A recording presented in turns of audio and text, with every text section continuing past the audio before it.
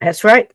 That's my friend. Welcome in, my friends. And this is going to be a lovely evening, even though it starts off with an aerial assault of apple cinnamon tea that came in a wave, almost, I guess you could say, a golden tidal wave of just hotness. And on my keyboard and on me, we have overcome it. But I have lost all of my videos and have to pull them down as we go. This is why I'm late. I apologize. There's not all, every night you're getting assaulted with apple cinnamon tea, however tasty it may be. But no problem. No problem. It just made things go a little erratic there for a minute. I think we can salvage everything. I think we're in good shape. Hello, welcome in. Welcome to the Hot Mess Express. So, I see I have three absolutely wonderful men sitting in my green room. So without further ado, let's just bring them all in. If you're ready, give me a thumbs up or passy up. Okay, we're ready. Steve, you ready? So, okay, sweetheart. So here we come. The immaculate Steve Stockton and Mr. Holden Stockton, everybody. Welcome aboard. Hey, everybody. There we go. He's been laughing and sticking his tongue out. He loved that music that you were playing, especially when you got to the North Carolina part. Look up there. Hi, baby. Hi, baby. It's that beard. It's that beard, Papa. It's a. Oh, he's got something to say. Wait. Wait. You got the boss man with me tonight. I know what that is. I'm pretty sure it was I Love Cisco. Yeah. I'm pretty sure that's what I heard. Did y'all hear that? It's like an Perry Oddmother. Oh, there it is. Cisco. There's the O part. There you go. See? All right. It's like a godmother. Let's get Michael in here. Listen, we are going to have a good time tonight. We got Steve Stockton in here with, just, it's going to be great. And we have our wonderful friend. It's so hard to put him in a category, but the three of us have such a love for history. And when we can find something to sink our teeth into and carry on a legend and sit over the fire and and talk about it, or go visit somebody who got passed down through legend and putting all those puzzle pieces together, I'll tell you what, this is just so exciting for myself and for Steve too, I know. So let's get this wonderful man in here. He is author and producer and creator of Journey Through the Past, which absolutely goes for history first. And if it happens to have a ghost story attached to it or a nice little murder mystery, all the better. And he is a friend of ours. We love him dearly. He's a friend of the show. Please welcome back Michael Chiana. Get in here, sweetie. Hi, darling. Oh, hello. No state. Aren't we all? Oh, Holden, you're adorable. Isn't he so? Isn't he a sugar? Sleepy, but He's a star.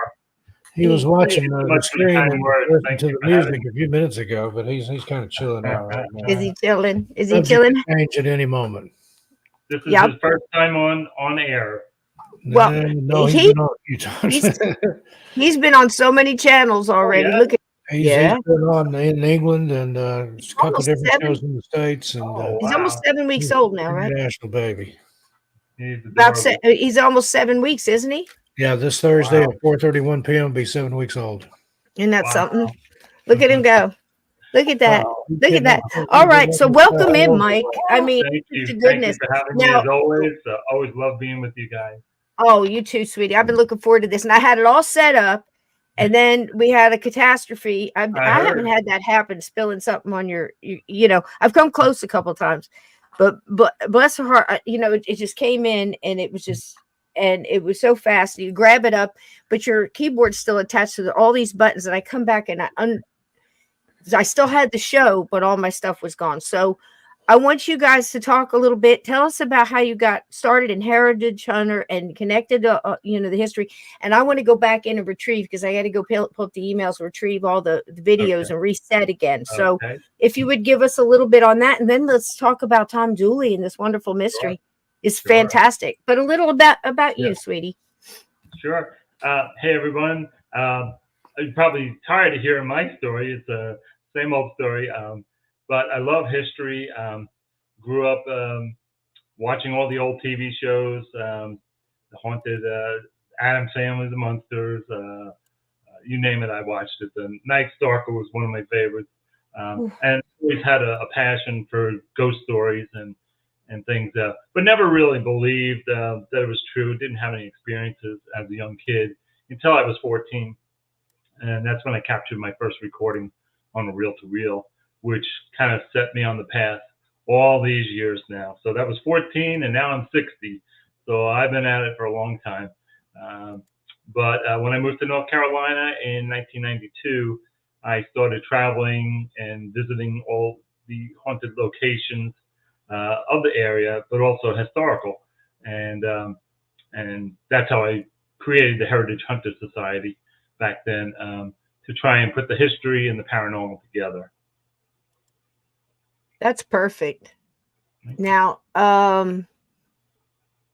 how far are you from Wilkes County, where everything that we're going to talk about tonight kind of went down? How far away from that are you? I'm in Raleigh, and Wilkesboro is about 2.5 hours from here. It's at the foothills of the Blue Ridge Mountains. And been going, and I do have a small place up in eastern Tennessee, so always traveling back and forth through, and so really helped with the research over the years. But actually, we really started investigating the old jail in 2013. So it shows we spend years researching these things. We don't just go once or twice to a place like most other groups do and then put out a show. I want to really do real research on it over the years, and bring in different groups over the years to investigate with me to see what we can all find at these locations. Wilkesboro Jail is an amazing place. They're very open to their spirits that are there. They do ghost tours. They do historical tours. So anybody that is interested can go and take a tour anytime there during the season of the tours. Hey, Mike, what is the name? Is it Luster? I'm looking for the email, and I'm having a hard time finding it. I know it's here. Is it that you would send me from the name of your production company? Oh, the Locust Gap Productions. Locust. Okay. Yeah, like the tree. Locust Right. Gap Productions. Okay. that's where my farm is, on Locust Gap Road in Oh, Tennessee. cool. And that's why I named it. Okay, there she is. There she is. And this is the trailer. I want to make sure I've got this because this is a great trailer, and one of these didn't open. But now, how did you have been studying this for decades, a long time, the whole Tom Dooley case? I remember, just like everybody else, the Kinston Trio song growing up as a kid, and didn't think much about it as far as that it was real. I always just thought it was folklore. Didn't know that it was an actual real story.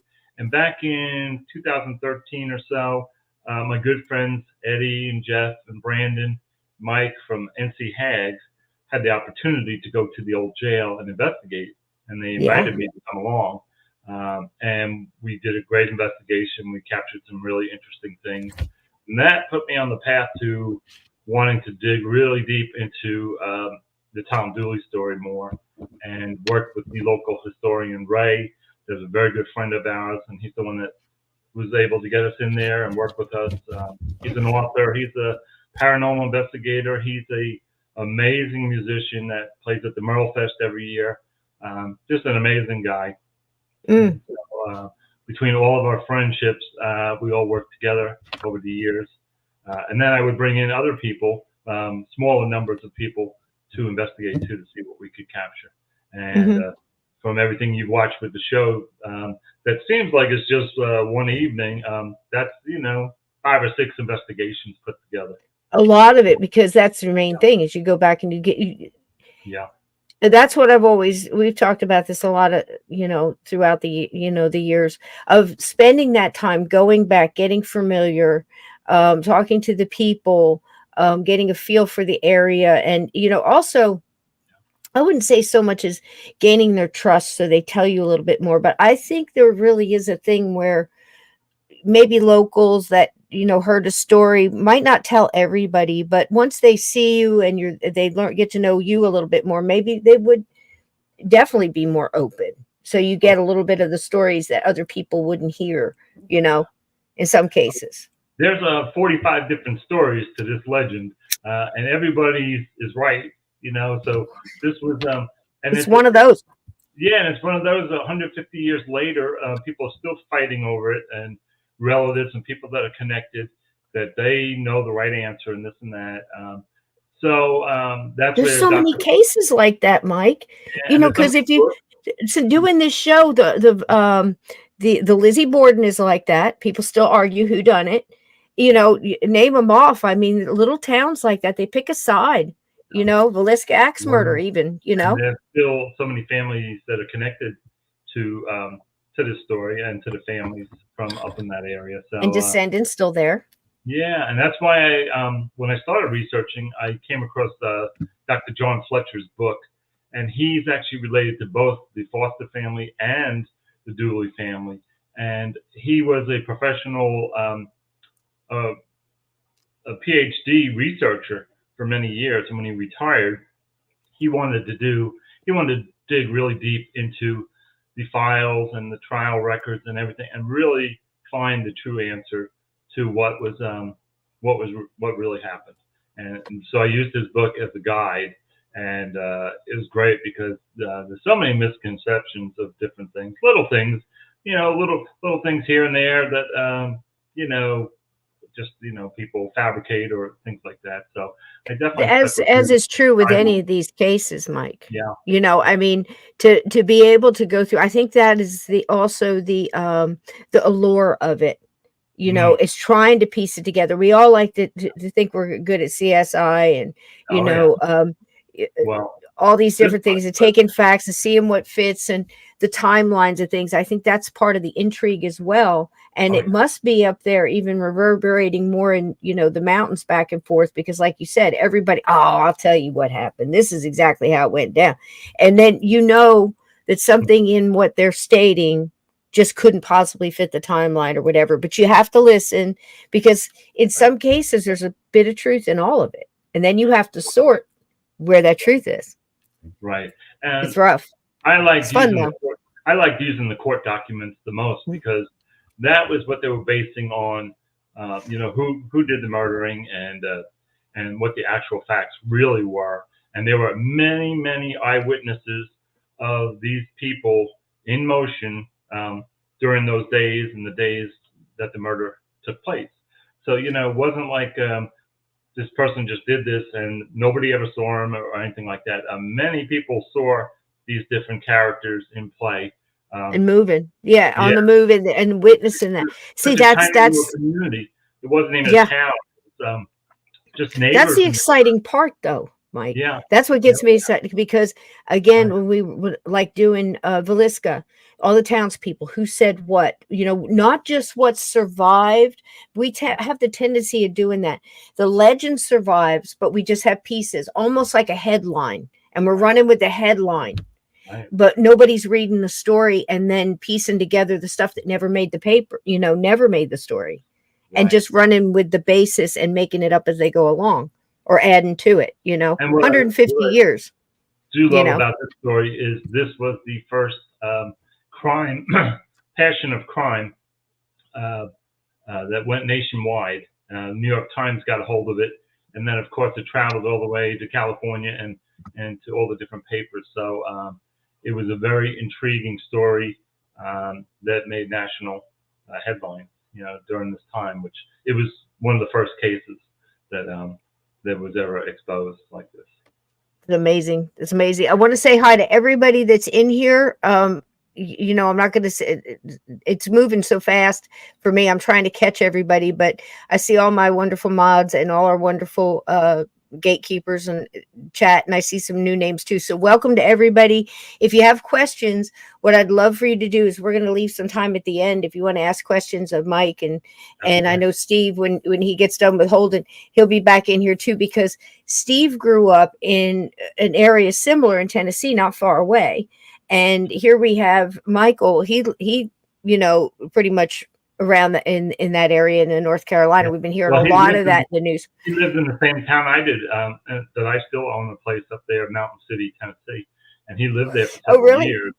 So, that's cool. It's great. Me and him were able to share a lot of locations and things because he lived there. That's so neat. Tiny little community, but it's very haunted, and there's so many areas, and it's what they call the 3 points. It's North Carolina, Virginia, and Tennessee. All the state lines touch each other at 3 points, and so it's fascinating. Within 15 minutes, you can be in a different state. And I think I've been there. I know going through, I can remember driving through, my mom saying, right here, we're in like 3 different states, you know, sitting in that spot. Absolutely. And I want to hear what Steve thought about the Tom Dooley too, being where he was from. And was it just the song, or did he know a little bit more about the legend as well? I would love to play your trailer for your show, because I think that's going to give people a wonderful visual and an idea what we're talking about, and then get you back here to tell us what you can tell us about this wonderful story. I've got the slides and the pictures you sent from your investigation with our wonderful friend Ed, and you know, everybody there. So, and I love that guy. Now, who did you say his name was? He was at the jail and he was doing the dramatization. Ray Asher is our good friend, excellent friend. He's an investigator with us over the years, and he's also an author. And he started the ghost tours at the jail back in, I think, 2006. He's been doing it for many years, and he is just an amazing amount of knowledge, this man. Yeah, I love that. I love that. You know, living history kind of, you know, not so much a tour you're getting it's a little bit different than just walking around and getting a tour. Those are great too. And you get, you know, a lot of knowledge that way. But if you can find the guy that's sitting on the bench that's there and go and ask him questions, he has more knowledge than any of, you know, any books and all. Yeah. Everywhere you go. So everybody did such a great job with all the interviews and everybody that worked with me at the jail, including Ray. And my favorite part of the whole of this episode is all the different interviews with everybody, because everybody had experiences there. And Ray, including Ray's been there for years, and he's had all kinds of experiences. And when you go do a tour, even if it's just a history tour or the ghost tour, you could have paranormal activity, because the place is that active. it's very active. And when you least expect something, that's when it happens. That's when it happens. Yeah. And in the jail, we've often spoke on it, in a prison or a jail or anything like that. Anytime you have that kind of energy that's contained and the walls are, stone and iron and all of this, it's just so, you almost have to expect that there's going to be some kind of stone tape theory going on. But the intelligent hauntings of those who have, for whatever reason have chosen to stay there or somehow gotten stuck in their own little world and wound up staying there. Those are so interesting because, oh gosh, you just figure it just always seemed extra spooky to me, even as a kid thinking about that, because I think, my God, they were caged in life and caged in the afterlife. And that's just so sad to me, me. It's all, Mike's been with me investigating. You want to set them all free. We know you, Cisco. You want to set them all free. I just want to set them all free. I just want to help them all. It's okay. And he's watching me leave the room, and I'm going back. He's like, "Are you sure you want to stay? Because you can really go if you want to." It's just we're all here for something different. I just get in there and go, yeah. I'd see all your evidence and everything else. It's like, what are they saying? What are they saying? Where's their headspace? Where are they at right now? Because listen, I can't imagine, hustling around in this earth for 61 years. I can't imagine, for a couple of hundred, and then having to go down the same stupid staircase over and over again, or stare out the same freaking window, or wander the woods hollering. I don't believe that they're trapped. I believe they come and go. They come and go. Well, a lot of them do, Mike. There are spirits that don't know that they're dead. There's all facets. So, and anybody that's absolutely paranormal, or a viewer that's watching tonight that is not that versed in what we do all these years, I do believe that there's so many facets that we can't even keep track.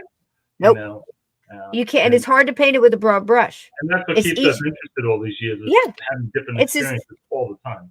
It's as individual as we are. People want to say, well, ghosts can't do this, and they can't. And I'm like, where's the book? Where's the book? Because it's energy and it's intent, and it's what was a person like alive? Was it ever alive? Is it really a person?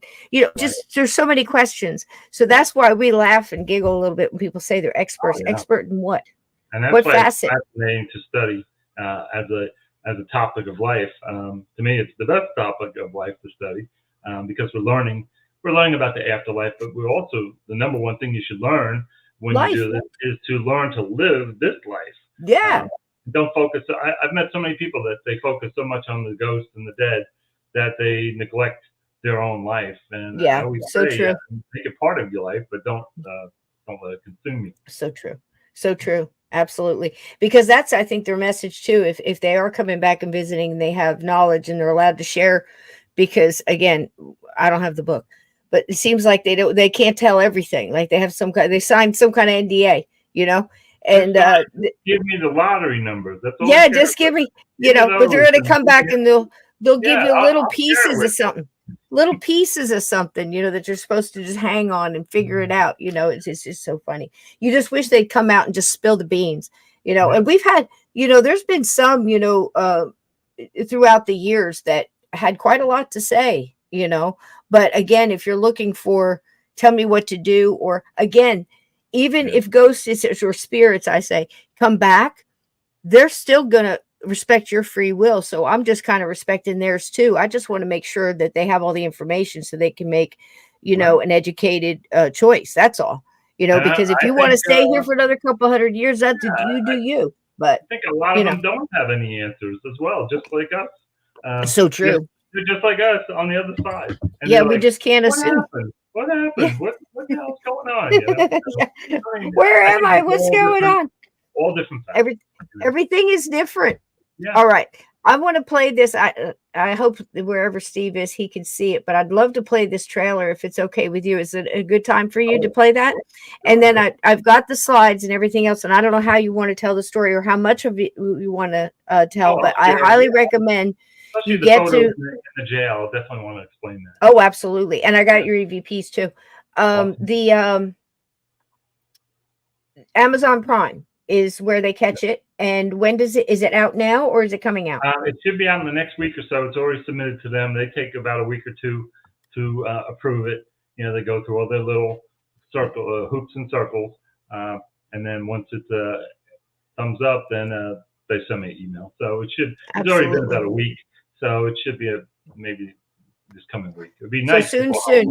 And you also have your other episodes as well. So please get there and catch those. And you know, if you want a different approach to, if you're not familiar with Mike and what he does and the heritage hunters, the way they investigate is they go in and they speak.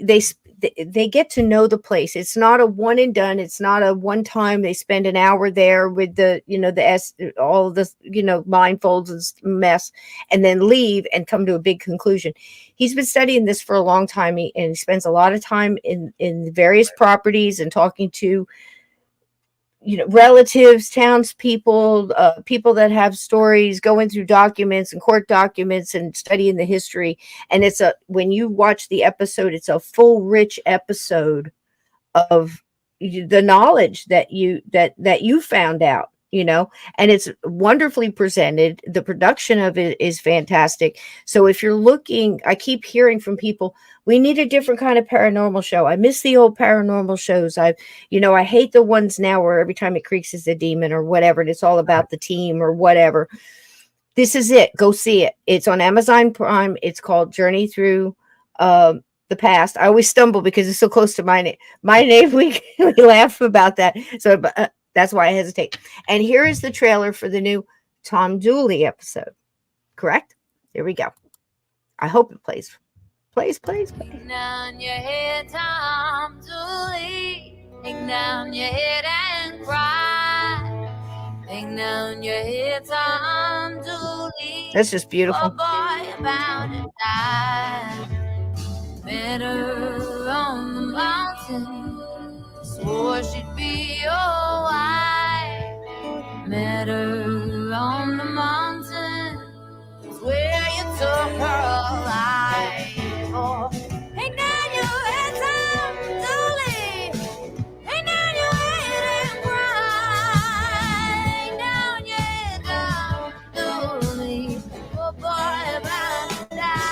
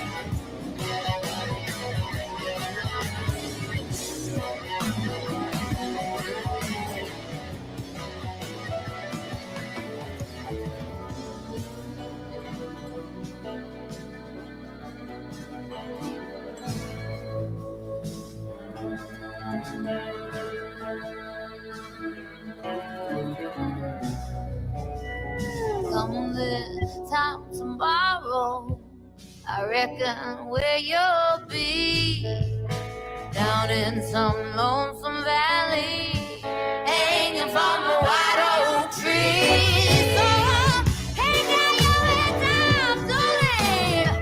Hang down your head and cry. Hang down your head, Tom Dooley. Oh boy, you're bound to die.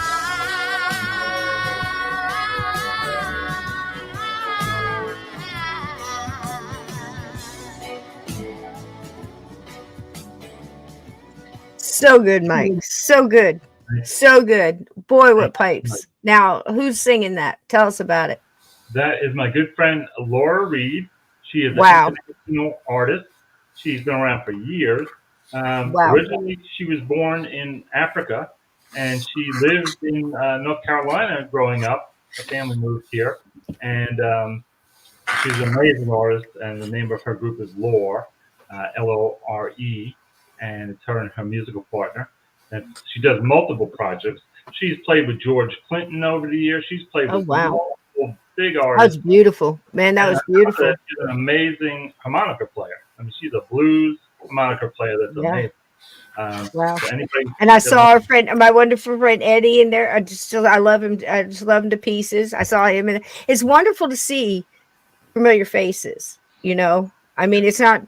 I'm kind of used to seeing that, like Jack Kenna and everybody else. You know, I just don't ever get over that this whole tech thing where our friends could be doing things as beautiful as that, and I know these people. It's like, I'm so excited. So, Steve, let me ask you this: when you were off, are you good? Is Holden good? He's good. Yeah, he's good. I had to make him a bottle. He's oh, bless him. Chilling with mama right now. Bless him. He's in good hands. Yep. So, what did you? I want to know what you knew about Tom Dooley, being where you're from, the stuff that was kicking around. You know, the stories. What did you know about Tom Dooley before? I didn't really know. I know you just had Mike on. Yeah, I knew the song. I knew the Kinston Trio song. I remember hearing that on AM radio when I was a kid. And it's been covered by a lot of people from Johnny Cash to Neil Young. It's just an amazing tune. But I love that version by Lore there. I played that during the Rose has heard from him. He's a Tennessee boy. So I'm going to tell on myself here. But, yeah, I had Mike on my radio show a couple of weeks ago. So I got to hear the whole story already. The whole story. I listened to it, too. Time, Mike. It was really, really good. It was really, really good. And being the fact that you'd heard it before, you know, and you got to dig into it. Now, again, I love it when I'm shocked. I love it when you tell me something new. It added so much more depth and meaning and the history behind it. Just what he does there with the heritage. I could sing the song for you, but again, I always, you know, I listened to, what is the young lady's name? I believe you said she just passed. Was it Fletcher, Miss that did the files or whatever was the book that she was? Oh, Miss Carter. Miss Carter. Boy, I was off.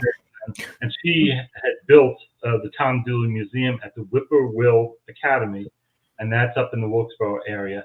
And it's a pioneer village. It's dedicated to all the Appalachian and all that. And also, if you want to go and visit the Tom Dooley Museum, there's a log cabin that is completely dedicated to him. Photos and paintings and things. That one photo that I used in the show that many people have used, even Dr. Fletcher used it on his book cover. We're not sure 100% if that's Tom. They do have a photo of Ann Melton and this one and that one, but they're thinking that it was him. So that's why I use our best guess. Our best guess. And I know that I found out picking through this that there was a lady who drew what she thought Tom Dooley would look like, and you see that often too. That's an illustration out there, along with several of the women that you'll be unpeeling in this story. That I was just Mrs. Carter. Yeah. Right. Oh, Miss Carter did that. Yeah. And what the reason I brought her up was I was listening to a little bit of her interview with someone else on Most Notorious, which is one of my favorite podcasts. And hey, Eric, and she had said when she heard the song, when she was a young girl, that she was 8 or 9, and she had heard the song Tom Dooley. Now, she said she was sick. She had an infection, I think, from her tooth that had got into her, was affecting her brain. She had fever. Yeah. And when she heard the song, she connected to the sadness, that draw, that depth of this song, that, you know, the next morning you were going to be dead, you know, you wouldn't be here tomorrow. And she felt that because she was that sick that maybe she connected with that feeling, you know, and it stuck with her. And throughout her life, it just kept, you know, kind of spattering throughout her life until she put in 30 years studying, and she went, I think, a different route. But it's just like all these wonderful stories, the Villisca axe murder with Dr. Epperly, and, you know, all the different ones. I don't care if it's Jack the Ripper. When you start digging into this, is the most fascinating part. And I think that song has got something in it, you know. It does. And It I really put does. up I put whoever sings it, and the gentleman, I can't recall his name, but he was the one who wrote it in. Was it really early? Do you know who I'm talking about? I had his picture up there. He's playing the banjo, but he's the one who wrote it. There were several people that they're really hard to figure out Pinpoint? exactly who coined it originally. I mean, there's, like I said, out of the 45 different stories, they're saying that Tom Dooley wrote it, and he was singing it as he was sitting on his casket. On his casket, riding in. Yeah, riding to his own hanging. So, which I don't think that was the case. But yeah, like we said, it's folklore. So there was some truth to things, but we love it though. We love it when it's spicy like that, you know. Yeah. That he wrote it himself. You know, it's just like with poor what's his name that was hung for Nathan Hale. I have but one life to give to my country, you know. Right. We've talked about that, folks. But still, we love that stuff. We hang on to those things. And I think that's why that song kept it alive. And then, you know, so you started studying this way back and putting things together. I know when you study something, you don't have a preconceived notion. You kind of lead where the facts take you, right? Yeah, right. So, and this one, it was so interesting. I think we had started back in 2013 when they first got invited, and we went and we captured some good things. And as I kept going back, and I wanted to go back with smaller and smaller groups, and then just one or two people, because I really like to do that the most. When you have 3 or 4 people, it makes it tough, and it does affect the vibration or the vibe. Oh yeah, sometimes. 100%. So I would only go back with 1 or 2 people. I work with Ray sometimes just by myself, or bring in one other person. When I did bring in my good friend Carolyn, and she was an investigator for a long time, and then she took a 5-year break because she had children and she had new babies, and she was raising them. And when she finally came back, this was the first time she had investigated in over 5 years. And I brought her to the jail, and we captured some amazing things that night. What's interesting with her is in her family tree, there are some Fosters, and she doesn't know if she's somehow related to them, which it would be amazing if she was, but we didn't really have to do the research. Foster is a big name across North Carolina, and so I mean, who knows? Maybe somehow, somewhere, she's connected, and so you know, she's the one with me standing there that she actually captured one of the best recordings we had from there. Pretty cool. So when you started studying this, do you want to tell our chat here the story, how the legend of Tom Dooley unfolded? I was absolutely amazed when I heard, yet again, folks, when we did, you know, Ghosts of Gettysburg and Civil War Ghosts and stuff like that, I always tell you that you would be amazed if you could read some of these letters, because they were just like us. And they you know, we tend to look back in history and think everybody was prim and proper, and they did, you know, live by all these high morals and everything else. Let me tell you something, there's a lot going on this mountain. So please, without further ado, tell us a little bit about Tom Dooley there. Yeah, the reason's called a holler. That's funny. Oh my goodness. Well, Tom, you know, growing up, Tom lived in the area. You know, his family was originally from there. And as a young teen, in his, you know, 11, 12, 13, he was involved with the Laura Foster family and Ann Foster. He grew up with all these girls, and they were all cousins. And of course, he got involved with Ann. He was 12, she was 13. They originally were caught fooling around together. It was, you know, young love. And so he always was connected to her. And then as they got older, he got involved with the other cousin as well, Laura. And so there was some jealousy there and things like that. And this is where they coined the phrase that this is a lover's triangle murder mystery of 1860s here in North Carolina mountains. And so he did get involved with them, and there was another cousin that came along that visited, and he got involved with her as well. Tom was a ladies' man. He just was sowing his wild oats, and you know what? He wasn't married or anything. He wasn't tied down to anybody, so you know, he was just your typical. He was something. Now I'd heard that from a couple of different accounts that he could have been, you know, described as handsome or rugged looking, but there was something about him. And he also played the fiddle, did he not? So yes, he was a musician. Right. Musician. And Right. I think what he did was now didn't he meet the first one? That would have been Ann Young, Yeah, like he you was said. right. And when they were then 15. the mom was like a little bit upset. Like her mom was like, hey, you guys are getting a little too close, whatever. Right. And she didn't even want those two together because he was kind of a musician and, you know, a Like construction or labor or something like that. We wanted her to marry well, and to, you know, like any, even today's standards, Mhm. you know, that she wants her to marry somebody that was well off and, you know, had ambition. And I don't think Tom had much of an ambition. He was a musician and really didn't care about, you know, owning a farm or anything like that. So he was just out having a good time, and there were other women too. It wasn't just these three. There was others.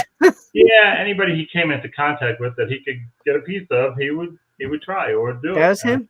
Yeah. So, and I think he go off. I know he was in the Civil War. Right. He fought with the 42nd. I can't remember.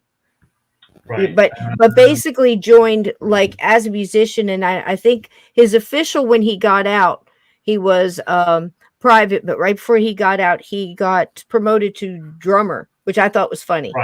Right. You know, so he was just basically a musician and kind of kicking around, and so I'm getting this feeling about Tom that he's kind of he's just going with the breeze, you know, Yeah. and he's kicking through. He's what, about 22 at this time, 23, Right. 2022. Right. right I when think he comes back. They finally hanged him when he was 22. So yeah. So Can you and he imagine? was a prisoner of war. You know, he was captured. He fought for the Yeah, South. that's right. And so he was put in Maryland in the Point Lookout camp there.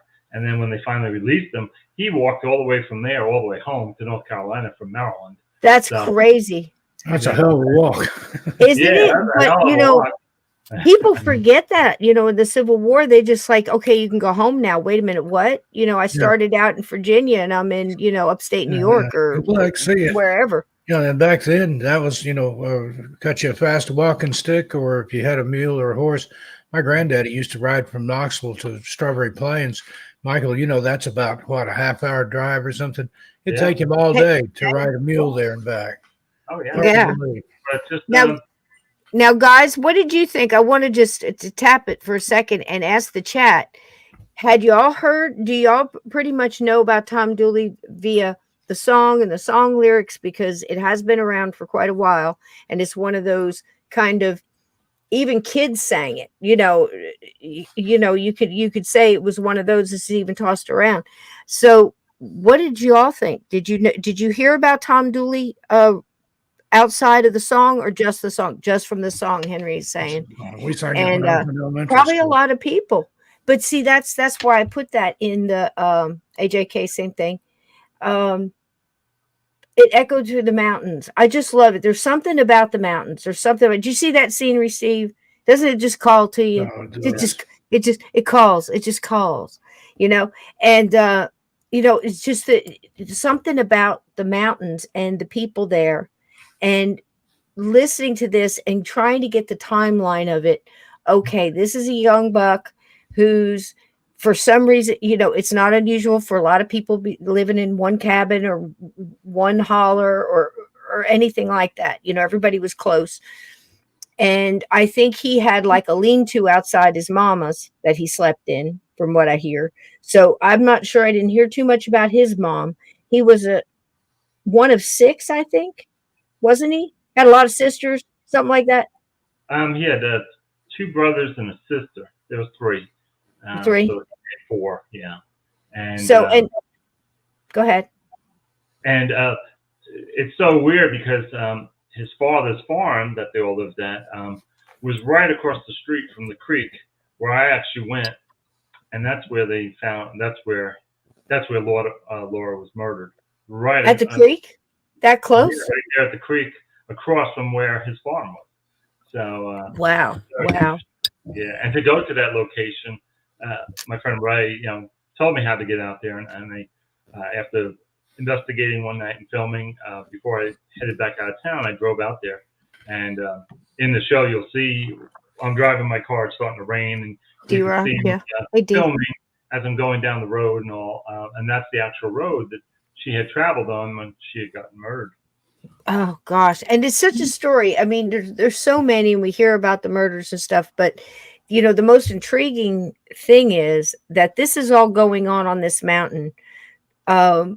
At the same time, a lot of these people living in the same little, would you say cabin? More or less. I don't know. I'm sure it's not standing now, but that's not unusual, right? Yeah, and they bounced around. They would just go stay at one other person's house one night. They'd all be doing drinking hooch, and they'd all exactly. So it was common. They just bounce around. It just sounds funny. I was like, wow, these people really were partying down hard.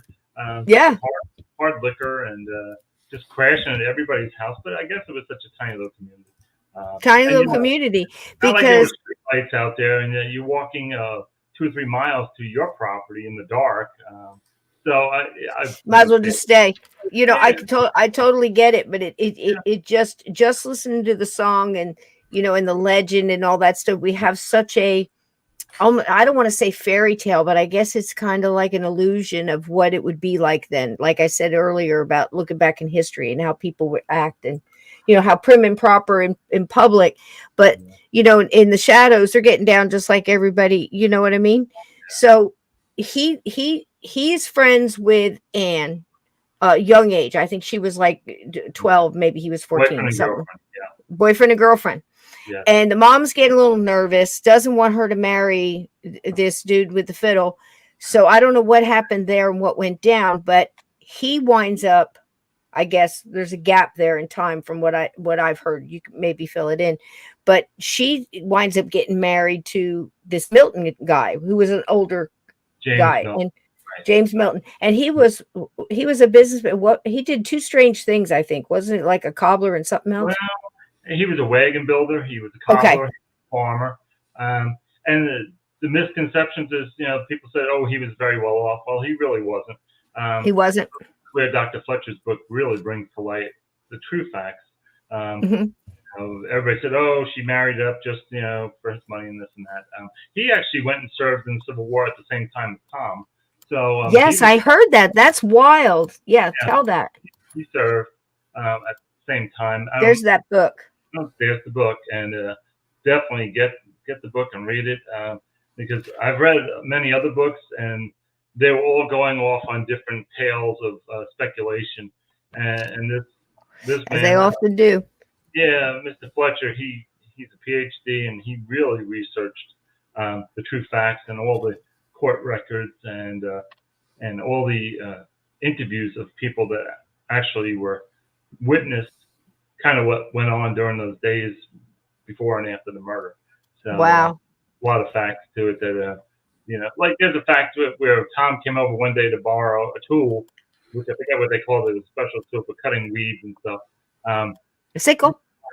Yeah, maybe something like that.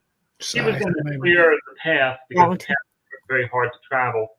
And he was clearing the path at night and doing it like, incognito. So they're wondering, was he clearing the path so that they kind of knew where to bury the body that they were maybe planning to kill? So there's so many different speculations. Oh, wow. I hadn't heard that one. These are actual witnesses saying that, right. He was walking down the road with it. And then we found that he didn't really clear any of the path that he was talking about. So it's still so many things to it, There's so many different things. So we've got him up to the point where Ann marries this Melton guy. They go off there at the same time. They're off in the Civil War. He goes through his stuff. He gets promoted to drummer, and prisoner of war, comes back, walks all the way back, and she's married to this guy. Right. Well, there's a couple of cousins involved. Yeah, he was. She was married to James before they even went to the Civil War. So, oh, okay. So he had moved in with them, and I don't know what the deal was with them as far as Tom would sleep with James in the bed, at times, and so people think that it was like something like an open relationship where he was in bed with Ann all the time. I don't think that was the case. I think that he was doing it behind James's back, and I think James wasn't stupid. He was an older man, but I think that it was never approved of, and he would sneak around when he could in the barns and different things. So really don't think that James thought that thought that they were really gave him permission to do what they were doing. So and sometimes that's the way it's put on, like you said, like everybody thought they had an open marriage, because the stuff that went on here was crazy, because it wasn't just Tom sleeping with Ann, who was married to Milton. There was cousins involved. Now, who came next? Was it now that I've heard her called Pauline and Pauline? Pauline is the same pronunciation, right? And that was the thing too. Was Pauline came to the area. She was from Watauga County, which is up towards Boone. And during the Civil War, she had contracted syphilis, and she was coming down to their farm to work. That's her on the right? Well, supposedly. Well, no, that's Ann. That's Ann to the right, and there's Laura. And in the middle, that's supposed to be Ann as well. So we don't have any pictures of Pearline. We don't have Pearline. Okay. Right. And so, Sorry, guys. Ann thought, she was trying to be smart and sneaky, and she told Pearline to start fooling around with Tom to make it look like he was in a relationship with her to cover up her relationship. Okay. With Tom. That makes sense. And that's where the syphilis came from. And of course, she came to town and didn't tell anybody that she had it, and started sleeping with Tom. And of course, Tom probably gave it to Ann, and then he started sleeping with Laura, and so it all spread that way. The only one that really Milton got it too. Yeah, Milton got it too as well. He was upset. He said he was going to kill whoever gave it to him. Right, yeah. Tom did. Right, and but they didn't think he meant it literally. So it's just we've all said stuff like that. Meanwhile, the doctor knew that everybody was being treated because he was the only one in the area that could treat these people, and so he knew, but he wasn't telling anybody. He didn't tell anybody. So wow. And it's just rumbling through. And I guarantee, like you said, there was other people on the mountain that came up with it also. And I thought it was interesting that, we think penicillin now, but back then they were treating it with a compound of like mercury and some other stuff. Do you remember what they call? I can't remember what the compound was, but she came, I think Pearline came there to get that. Maybe she was, leaving out of town, because we don't know the wake of syphilis she left behind her either. And what's interesting with syphilis is there's 3 to 4 different periods of, when you first get it, and then, incubation wise. And that's how they were able to track back the timeline on where they think and who gave it to who, because of how severe it was to each person. Oh, wow. That was also put in the court records as well. And so, can you imagine?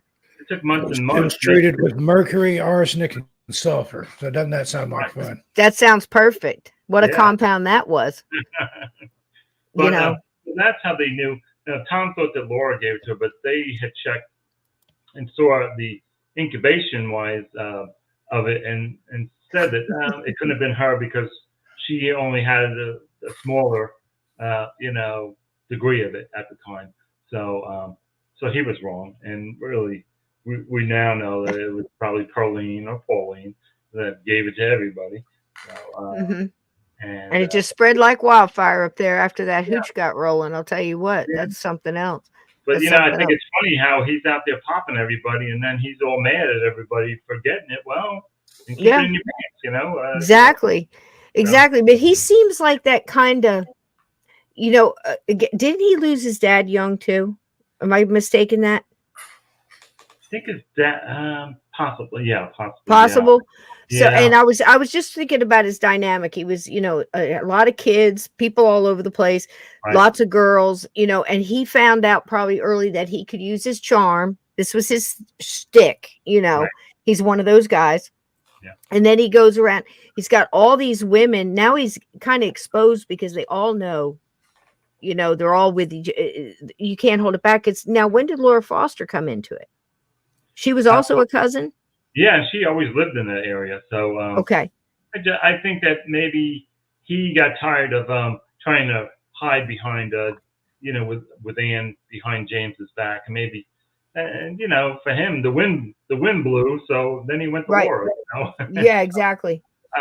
Which she had no ties to anybody, and she wasn't married to anybody, and she was supposed to be attractive as well. So he probably just got involved with her. I don't blame him, but yeah, 22. He's 22.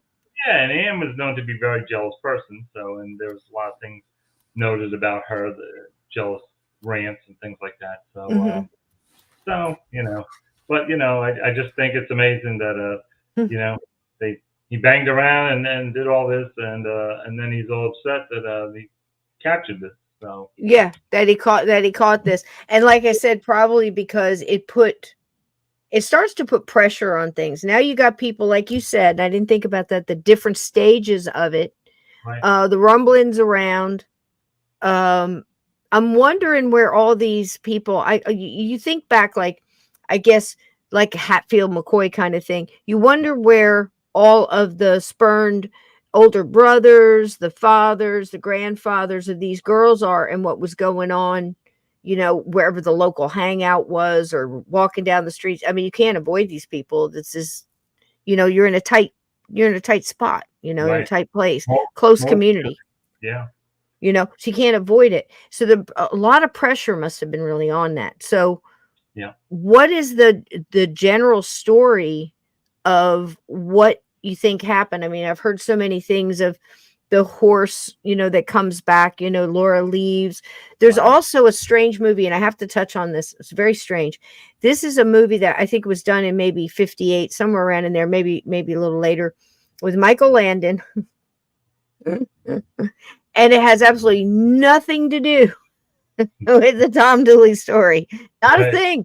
I think the only things that I found that doing research for Michael's Did you? episode on my radio show. I found it here on YouTube, and I watched it. And I'm like, what the hell is this? It doesn't have What is anything this? to do with They anything. made him into a hero. It was like he his was like second movie, I think. And it didn't have anything to do with made him the into legend like of this Tom hero Dooley. character, nothing to do with the actual real facts. And Yeah.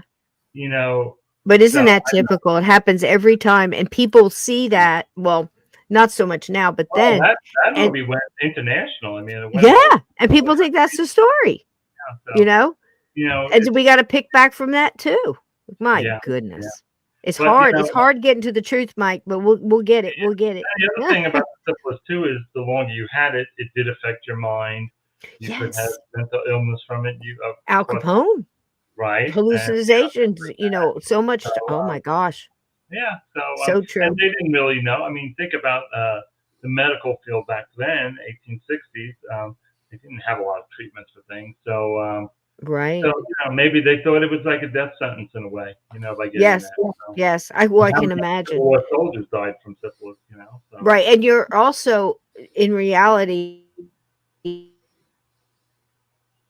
You're taking this mercury, this arsenic, and whatever the other thing was, compound, and it's just like go to Tombstone and the laudanum that was rolling through. I mean, it just, so you're self-medicating really with this bottle of whatever mixture is, and on top of that, you're drinking this mountain hooch, and that's some pretty powerful alcohol, which stops your immune system completely. So it mixed with the mercury and the boy, that's quite the cocktail.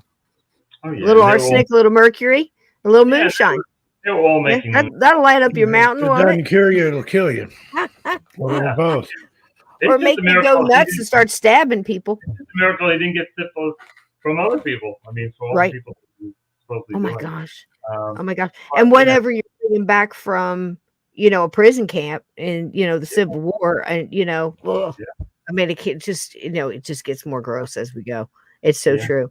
So, Um, what do you think the official story is? The story that you feel is official, that somebody got jealous, even in that movie, I think they were pushing the fact that maybe Laura was pregnant and they were going to go off and get married, and she thought she was going to go well, get she wasn't married. pregnant. It's so sad. She wasn't pregnant because when they did find her body, they did an autopsy and she was not pregnant. Okay. So, Okay. Also, they said, they were going to run away and get married. They were both in their mid-20s, so legally they didn't have to run away to get married. They could have got Mhm. married at any time. They didn't have to run away. There was no reason for that. So these are the points that Dr. Fletcher brought up in his Okay. book, which it really makes sense and really brings it to light. Yep. This too. And so, so if they really it really came down to the jealousy of the other cousin. And she really was, I mean, I don't know what It she could thought be, about, Vixen. Could Yeah. be. Could be. I think maybe because she was connected Yeah, to him RP's a Hatfield. at such a young age that maybe she was really truly in love with him versus, her husband and this and that. So, They but could play a mean fiddle, I hear. yeah. That's Yeah, that go for him. I mean, But, it's even in my almost day- impossible to pick apart what would have happened in that, because that's why I was searching for. I can't imagine, with what I understand, communities like that are. There's almost always, like RP said, she's a Hatfield. That kind of my little sister or my cousin or big brother, whatever it may be, a father or whatever, going after this kid or them. You're giving a family a bad name, whatever it may be. There had to be a lot of tension on that mountain, around this time. And you say that there was witnesses and stuff to what there was were going on with the neighbors, people. and What was going on? Well, these neighbors were all subpoenaed. They were all brought to court. Okay. Back in the day, if you weren't honest, they'd throw you in jail and you could lose everything. You could lose your farm. You could lose your livelihood. So these people took it seriously. They were all, there were so many witnesses that saw things. And that's kind of how they, I think he was involved to some extent. I don't think that he actually physically hurt her. And even before they hanged him, he said, I did not hurt one hair on that girl's head. And I do believe that. But then, he went There he is there. Yeah. He Looks different in this picture. Writing a 15-page note for the court to say that Ann was not guilty. So, you have to wonder, what was this guy saying? Maybe the syphilis has finally got to his brain, because why are you writing a 15-page thing clearing her? So it's so hard you can't get into his head to really know what he was thinking. Well, they considered the possibility that he took the fall because it was one of the women that killed her, and then he was in love with her and then took he said he'd go to the gallows for her. Yeah, exactly. Yeah. I think that's what happened too. That's why I started so hard digging into how he was brought up, who brought him up. His mom brought him up. He's surrounded by sisters. Even though he was a gigolo and a philandering fiddle player, he might have had some kind of ingrained chivalry. Hard to imagine, but possibly psychologically, that he would step up and do that. And even if his brain was getting a little crazy with the syphilis, I don't know how long he had it or the timeline. She was arrested or held captive. She was arrested too and put on trial. Was she not, Ann? She was in the same. Ann was in the jail. The jail only has 2 cells, male and female. And she was in this other cell with him for several months until she was finally cleared because of what Tom had said and things like that. So very interesting. And there is a woman spirit that's at that jail, and she's not very nice, and she has said some mean things in the past to people that come to visit there. So do we know if it's Ann? No, we don't know, but could be. Could be. Could be. Yeah. We don't know. And that's the whole point. Just because you get something doesn't mean you can't just say a hello doesn't mean you're talking to John Wilkes Booth. Well, and after Tom was hanged, she said her life was ruined. And, they had, things about her, interviews with her or people, telling other that her life was ruined, basically putting the blame on him once again. Saying that her whole life was ruined and this and that. And I think it was the guilt. I think it was the guilt of what she did. And she didn't live very much longer after that, just a couple of years, right? And she didn't do very, anything. And it's funny because there's different stories. One story says that she was injured in a wagon had flipped over, and she had been injured, and then she had succumbed to her injuries. Other ones say that she was deathly sick because of syphilis. She never got treated for it, and eventually it took her out. And they even said on her deathbed that the doctor witnessed to, her admitting things, which, of course, he would never release what she had said. All in all, pretty much like the song says. But Tom took the blame for it, I think, and it just shows. And I think that's so sad. Yeah, it's very sad. I mean, and anything like that, when you have somebody that's innocent, and how he went to the gallows, and saying, look at this hand, it doesn't shake, I didn't hurt a hair on her head, and all that. The whole part where she leaves, how long was she missing before the horse came back and they went to go look for her in that direction or whatever? Is all that? It was weeks. She was missing. Wow. Okay. Weeks. And what was interesting was when she went missing, and then a day or so later, the horse had come back, and the rope, wherever he was tied to, he either gnawed the rope or broke it, and he came back. And so the father they even said that the father was more happy to have the horse back. He didn't care about Laura so much. Wow. What happened to her, which kind of shows what kind of parent he was. Right. I don't think that these people were very good parents, and no, they kind of just were very all about themselves and just what they could get out of something. I don't think that they were great parents. It's a wonder how anybody just survives in that that situation. Because not all of the pockets are like that. Of the communities. It all depends on what you were in, and that's why I'm trying to figure out how could he have gone been such like a leaf blown in the wind kind of guy, but he still had this core. If he did do that, he had this moral core that was so strong that he would stand to be hung. Little jokes like, we don't know for sure if it was said or not. I don't know, but I think to the guy, if I knew you were going to use such a good clean rope, I would have washed my neck, kind of stuff. He's kind of blowing it off. So it sounded like he had his faculties about him, but he was kind of taking that John Dillinger kind of edge to it. It's like, we're going to do this. I think he was a fool. And I think that he was, Ann had control over him and his mind. Wow. And I do believe that because she's a little stronger and strong-minded, strong-willed. Yeah, we don't really know what his mindset was. We don't know. And she's known him since, at least 10 years, since she was like 12, young. Right. And then to convince him to help her. But we do believe that this was all pre-planned. Do you? Now, what would be the motive? What was the motive if it was pre-planned? Well, what was it was jealousy, but if you really research all the different stories, you get so confused because when I first started filming this and doing my dialogue years ago, I went by what I had learned. And then after I did more research, I had to go back and refilm stuff because the stuff I had filmed was incorrect. And I said, well, I can't put something out that's incorrect. So I went back and had to travel and film and do different things. But there's also stories where, Ann's mother was a very greedy person and only cared about money.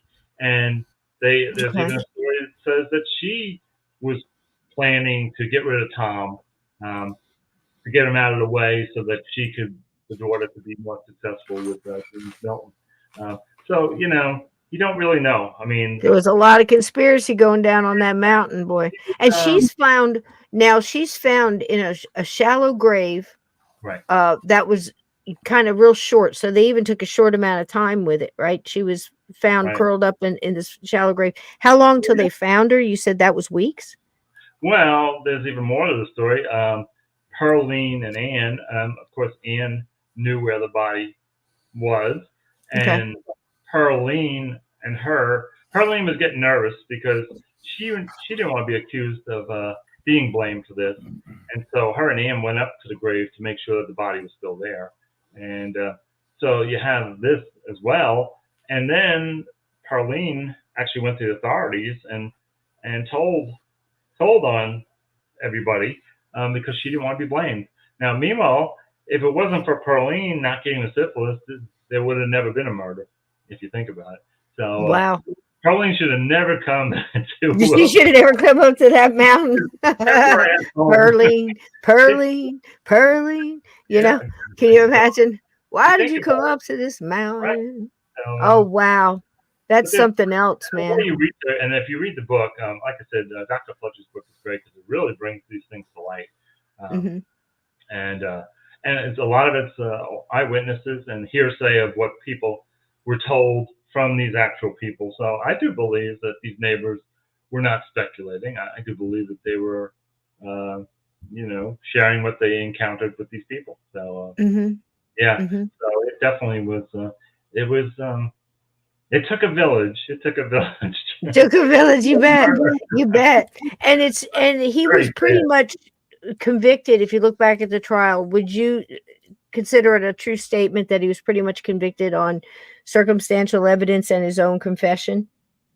Well, that's pretty much did it. 2 different trials, and the first one convicted him, but then something was done wrong with the filing and the different things, so they had to squash it. And so he went back into jail and stayed there for another 6 months or so, and then they did another trial, and then he was again convicted. And so, of course, when you're also writing a 15-page letter, saying that Ann had nothing to do with it, so that's Ann to the right. There's Tom, and of course Laura's gravestone, and wow, it's just, and I don't know if we touched on it. If you see his name written as Tom Dula, do you want to explain that, how it's pronounced? And well, that is the proper spelling is Dula, but for some reason I don't see the connection. I don't know how they got Dooley from Dula, and so they. Dr. Fletcher does break it down in the book. Right. It's kind of like Opry, Grand Ole Opry. Especially in Appalachia, that's a southern thing. Yeah, the Grand Ole Opry. There were some people where I grew up named Maccabee, but my mom's family called them Magsby. I have no idea where they got Magsby out of Maccabee, but that's what they were known as. Right, and that's what happened with Tom too. And I don't know. I guess it sounds better for the song. Yeah, Tom Dooley. Yeah. I think it was. I'm going to try to pull up your EVPs here. That's what I'm trying to diligent. Of course, I had all this set. I had all this set. I'm just so glad it didn't go haywire because that could have been something else. But so we got really lucky right there. And so to the left of the building was the jail keeper's residence. He lived upstairs with his wife.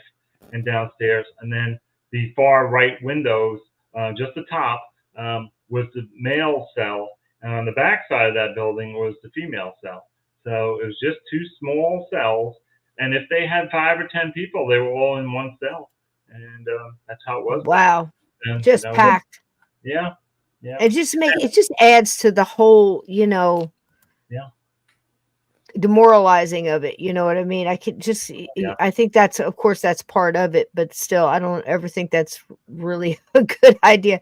Now she was right next to him, so that they're probably talking back and forth. Yeah, and, I'm sure they sure. Oh man. But, all right, let me see if I can get another one up here. How many did you send me, hon? I think it was 4, right? I can't remember what I sent you. Yep, I think you did. She's doing that. I got a Does this sound familiar to you, Poe something Heritage? Oh yeah, this has got nothing to do with Tom Dooley. Okay, I'm loading loading them up. On those pictures there, the tombstone, you can see about a quarter of it's gone. Is that people taking souvenirs, or is something else Yeah. happened to it? And that's not the first tombstone. They've had several, and people would go up there, and like I said, there's still this rivalry going on, and the families are still feuding, and there's a lot of people that would go up there and chip off pieces, thinking, this damn Tom Dooley, he did this, and right, and so they would want to even in death, they won't leave him alone. Yeah, they wouldn't leave him alone. Wow, that stinks. And that actually, that property where his grave is actually was his mother's farm. So after he was hanged, his sister and brother-in-law went and retrieved the body and brought it back to her property to bury there. But yeah, that's the second or third tombstone that's been replaced over the years, and people keep breaking pieces of it off. And it you're talking about the Dooley tombstone, right? Yes, Tom Dooley. Yeah. Let's see if I can find that again. Yeah, it's in one of the pictures there earlier. Yep, I had it. And Laura Foster's grave is way out in the middle of the field by the Yadkin River, and it's on a farm that has electric fence. So if anybody's thinking about going there to try and get over to her grave, don't, because you're gonna get zapped. You're gonna get zapped. You're gonna get zapped. You're gonna get zapped. But there it is, and it's so. Look at that, Joe. Look at that wood. I just love stuff like that with wood. But I wanted to ask the chat if they had any questions. You guys have any questions about Tom Dooley, Laura Foster? I think it's very interesting to look back at the crime scene investigation techniques at the time, because Steve and I have delved into this. I know you have as well. Multiple cases where people are it's near impossible to get good evidence. They certainly weren't using gloves. They certainly weren't using Ziploc bags or collecting evidence. I had heard that there was blood stains on the ground where the rope was found tied to the tree. Do you find that to be true? I found it. So that's why I was asking how long to find her, because I figured, weather and everything else. She was just stabbed. She was stabbed once in the heart, wasn't she? Or in the stomach? In the breast area. Yeah. Like in the rib cage. And, wow. They probably dragged her into the creek, which was really interesting about the creek is because when you first go down this road, the creek is 30, 40, 50 feet down on the roadside, and you can barely even see it. And as you get to the top of the hill, the creek comes almost even with the road. And so that's kind of right where they had done it. And they said that they dragged her in the water, they stabbed her. And the most interesting thing, I didn't put it in the show because quality-wise, it was hard to hear, but I got an EVP when I was when we would do the jail, we would only go in one at a time, and we would send everybody else over to the Cleveland house, which was next door. That way, everybody could have their own time with nobody in the building. So if they captured something, we didn't have to sit there and try and figure out what it was. And I had asked, I was in the female cell by myself, and I said, who killed Laura Foster? And I got an EVP of a female voice saying, the creek. And at the time, I knew nothing about a creek. I didn't know that she was stabbed. I hadn't read Dr. Fletcher's book yet. And this is several years ago. And so the next day when I was heading out, I called my friend Ray. I said, Ray, what's the story about a creek? He goes, oh, yeah, I forgot to tell you about the creek. Yeah, she was killed in the creek. She was stabbed there. And wow. That's when he told me all about the creek. And I only asked that because I got the EVP saying the creek. And how ballsy of a ghost to say, I'm not taking the creek did it. Yeah. The creek did it. The creek did it. Wow. That's the first thing I thought when you said that. It's like you said the creek did it. And I was like, wow. And I captured that. And, and very cool. If I never captured it, I would have never asked them about the creek. I would have never went there. And well, it's such a validation, though. Yeah. Such a validation. So I drove out there that morning before heading home, and that's when I got there. And I got up to the creek, and I was like, holy crap. So, but the quality wasn't good enough, and I tried everything I could to make it clear, and couldn't get it because I wanted to play the EVP at the creek of the person saying the creek. So, but it's interesting tidbit of yeah, that is interesting. That connection to energy, interesting test there. The word cowardly thing. So you didn't take the blame for it. So yeah, the creek did it. Yeah, this is the jail. That's And the it's still, is this, now this is a replica or this is on a foundation of the actual, what do you think? It's the What's going actual building.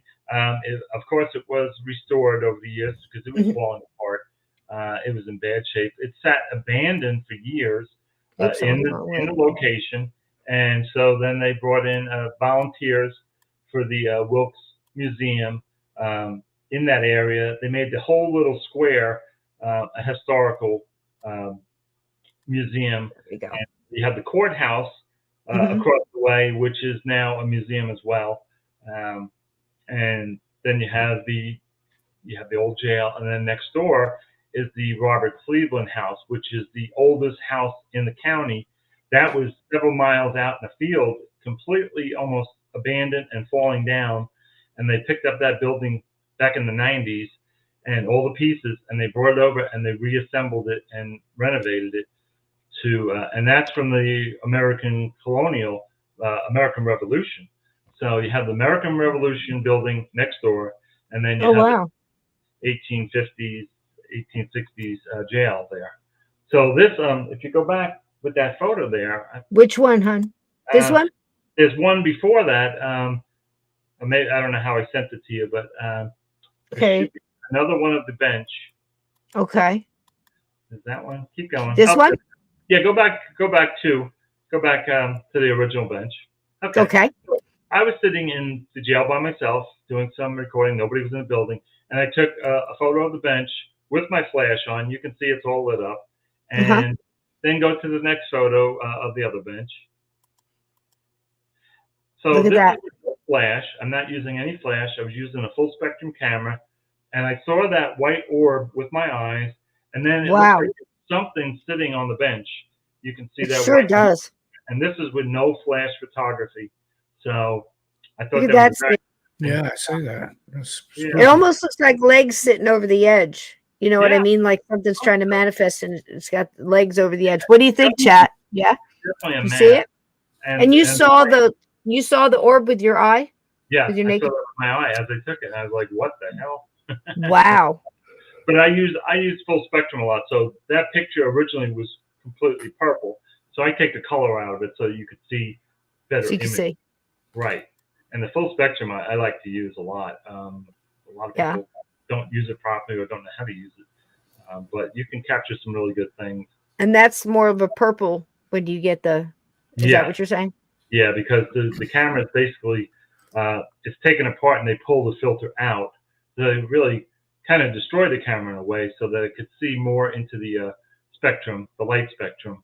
And I always say if it gives you 1% more than you could capture with the regular camera, it's worth doing. So that's a full spectrum capture right there.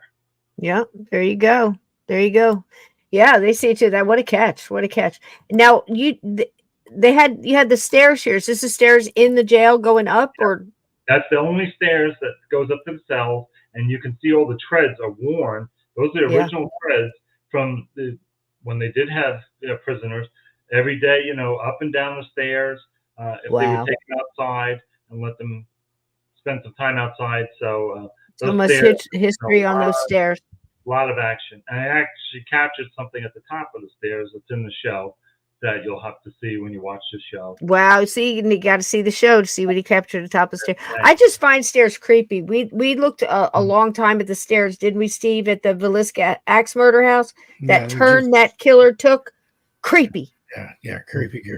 Because you just imagine that killer coming up those stairs and having to take that turn and holding the lantern, and as he's coming up the stairs, he sees the mother and the dad in the bed there, and just it's creepy. Stairs are creepy to me. So many ghost stories about stairs, but yeah, and look at all that the brick and everything else. That's all original.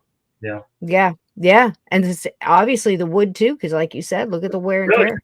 You see the floorboards when you walk on those boards, they creak like hell. And so we'd be sitting in the jail there too. We'd be sitting there quietly, and we'd hear somebody walking across the boards in the other. Oh wow!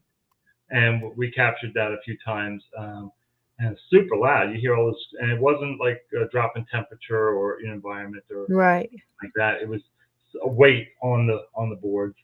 And so, yeah, it is a very active place. And what I love about it is, especially with my show, anything you see on Journey Through the Past, you can actually go there and you can visit these places. You can take the tours. That's neat. From doing a hotel that's haunted or something, you could stay at the hotel or a restaurant or winery, and you can go have your own experience. You know? It's pretty cool. And you did something cool with that too, I think. Or aren't you starting to use the scan? So you were telling me something that you did where in another museum or somebody where you had the scan where you can actually go up with your phone and scan and get the information. What were you doing with that? Oh, the QR code. Yes, there we go. Yes, I did that for the Country Squire Inn episode, and I'm going to do it for the jail as well. And I'm hoping that they'll let me put it in the jail, because when they do the tours, then people can just scan it with their phone and they can pull up the show. And, Isn't that cool? Isn't that cool? Technology is amazing. Technology, right? It blew my mind. My son helped me with this, so that is the coolest thing. But I'm hoping that I can do it at the jail. I'll do it at the my next location. That's so neat. I have now I had never thought of that before, but we had just recently went to Monmouth Battlefield, and I think they had one similar. So you could scan it and hear about the general, and it had somebody narrating. It wasn't a whole video; it was more of just an audio, but it was so neat. And I think, man, this is the next step in being able to do that, because it's just so cool. Well, my main reason for doing it, especially with the Country Squire, is the owner is in her mid to late 70s. She still runs the operation. She's there every day, and she meets with everybody. And for her to articulate about the show and Prime, she doesn't know about computers, and she still has a flip phone. I mean, we always laugh about that. So I said, I told her, I said, look, I'm going to come down, I'm going to make you a certificate, and I'm going to put the QR code on there, and we can hang it in the restaurant so people can see it, and then people can, and they can access the show. And she loved it. And so I went down and presented. Who wouldn't? Yeah. I just think that's so cool. It opens up so many ideas. Like, can you imagine if they could do just use Tom Dooley as the, as the example, like if you had that in a museum, you had these pictures, or you had something of Ann or whatever, and you could hit that button or scan that thing and hear like the interview recording of somebody's family member that was telling that little piece of the story. You could almost go around the room and hear the story, told from witnesses and their accounts, and maybe, accounts read from the court, and stuff like that. It adds so much more to it, and there's so much to it. There's no way you could put that much information out there. So much. That's why you have to read books. But you Googled it. You saw how many different books were written on the subject of Tom Dooley. And the bold-faced, like, Wikipedia explanations. And I don't mean just Wikipedia. I mean multiple websites that I went through. And I've only been studying this for, a week or two. And, looking at this, and they'll bold-faced say, Tom Dooley, who murdered Laura Foster because she was carrying his unborn child, and yada yada yada, and took the whatever, and it just states all these things as fact, and it's so far from the truth. And you just, I still never get over that. Steve, it bugs Steve too, how you can put it in print if it's not true. Well, that's why so different. I really wanted to get the story right. And, yes, that's the most important thing. And like I said, this could have been a 2-hour show, and I was really my thing now is to keep my shows to about 30 minutes max, because time span wise, it's a good amount of time. You can get a lot of stuff in there, and people's attention span is perfect for 30 minutes. Anything more than that, people lose interest, no matter what it is. So all my other series will be that, and it's hard to get all that in there, but it keeps. That's a lot of information for a short amount of show, and I do find that if it's interesting and if you're giving facts, people do.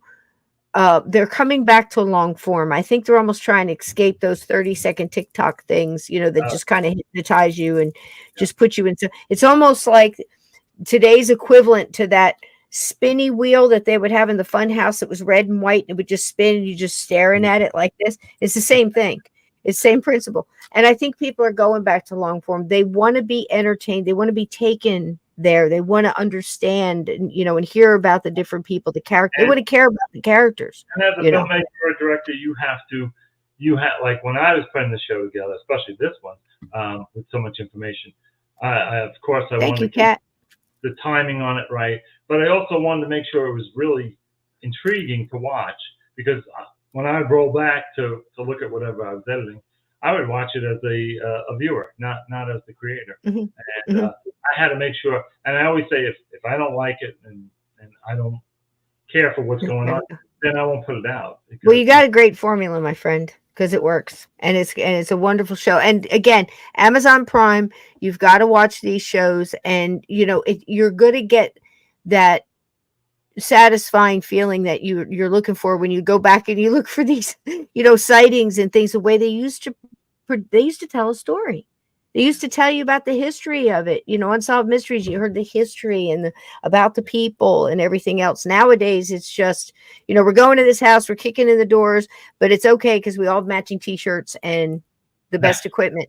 And that's not always the best approach when if you really want to get into understanding the ghost or the haunting or the history of the home. Because even if there's no ghost there, the home has a story. The walls tell a story. That jail tells a story. And it's just, really cool that we're still keeping that alive after all this time. I just think that's neat. And you're doing a great job. You want to do some EVPs? Sure.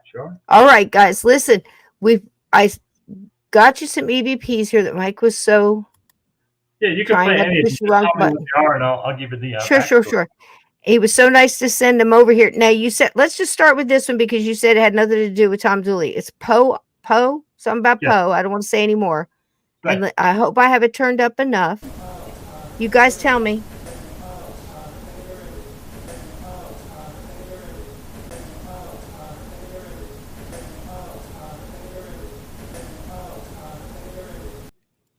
I can get Poe. What's the last thing? Well, first of all, this is at the Edgar Allan Poe Museum in Richmond, What? Virginia. I was up there to do a shoot for a friend of mine who's a musician. She was doing a show later that night, and I had seen that the Poe Museum was there. I said, "Oh, got to go to the Poe Museum." And so I went there, and it wasn't very busy there, and I was basically able to go into the different buildings with nobody in there. And so I pulled out my recorder, and I always introduce myself. I say Mike, Heritage Hunters, Right. Michael, Heritage Hunters. And I was in the room that had Edgar Allan Poe's childhood bed, and it had all his artifacts when he was a little kid. And so I was in there, and I said, "Who's here with me?" I said, "I'm Mike from Heritage." Well, that EVP says Poe, and it says the Heritage. Oh, wow. So, Let's hear it again. Let's hear it again, guys. Ready?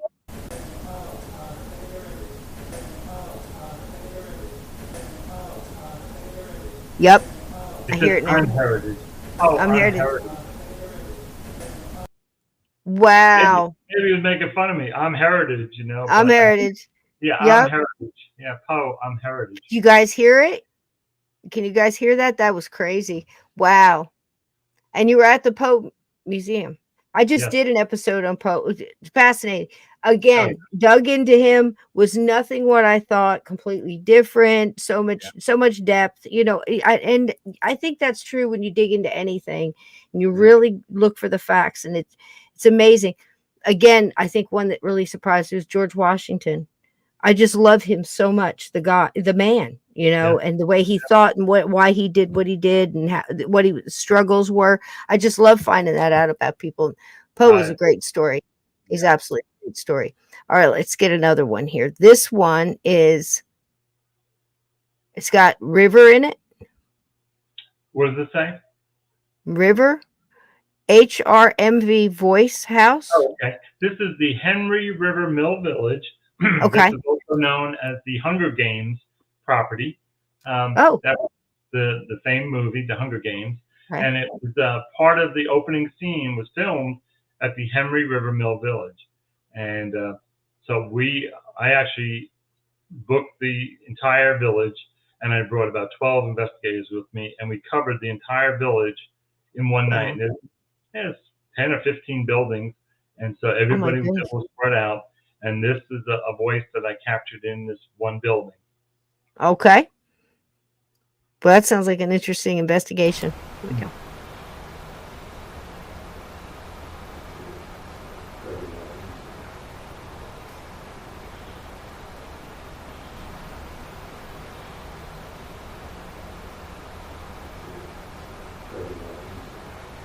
You might have to bump it up. Oh, wow. Let me see if I can. I hear something, and it sounds strong. I just can't get the volume. What do you think it's saying? Because I'm hearing no, that rumble, and it's a very bass. It's a very clear voice. Unfortunately, you can't turn it up more for folks. Yeah, I can't get it up. It says, Buddy Walton. I asked who was What? there, and you hear a voice saying, Buddy Walton. And it's, All right, guys, listen in close. Get your headphones if you need to. That'll be helpful right now for this segment.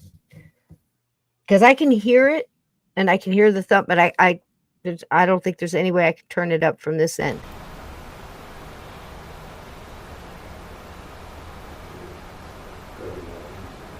Oh, gosh, I heard it that time.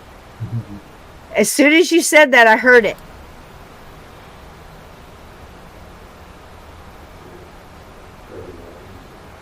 Buddy Walton. Now, who is Buddy Walton? Well, the Henry River Mill Village was a textile mill. It had a factory back in the day. And these were these little villages that they would make for all the employees that would work at the mill. And they would build homes for them. And they would pay them in their own currency. And so that they had a company store. So you never got paid with cash. You got paid with buttons or coins that were made just for the Henry River. And so they had their own church, they had their own school, and it was an amazing place to investigate. Very much like a Lair Village here. Same setup for a steam, a steam factory. Yeah, it's wild. Yeah. Any place you find a really strong river, they would use the river, and they would use the turbines and different things for textiles and different factories. And unfortunately, the factory burnt down in the 90s. It was hit by lightning and burned to the ground. And then, of course, that was the end of the village. But now this one fellow went in and bought the entire property. It's about 300 acres. I think he has about 36 homes that he's renovating. He made this one beautiful one that he put a lot of money into. Renovated, made it into a beautiful duplex, and you could rent it and you can stay there overnight. And we actually did. Me, Eddie, and Brandon, and our good friend Danny. Oh, so what a fun group! Yeah, we I love these guys. And so then we had the entire village to ourselves for 24 hours, and plus we got to sleep there. And so much fun. Beautiful renovated duplex, but just amazing history. That's in Hickory, North Carolina. If anybody's interested. Wow. They do day tours. They do history tours. They do haunted tours, things like that. You can rent it. If you're a paranormal team, you can get up with the owner and rent it for an evening. So yeah, it's a great place. That's amazing. So Buddy Walton, one more time.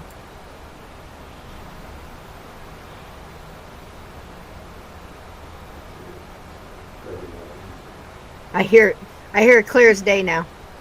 Buddy Walton, one more time, guys.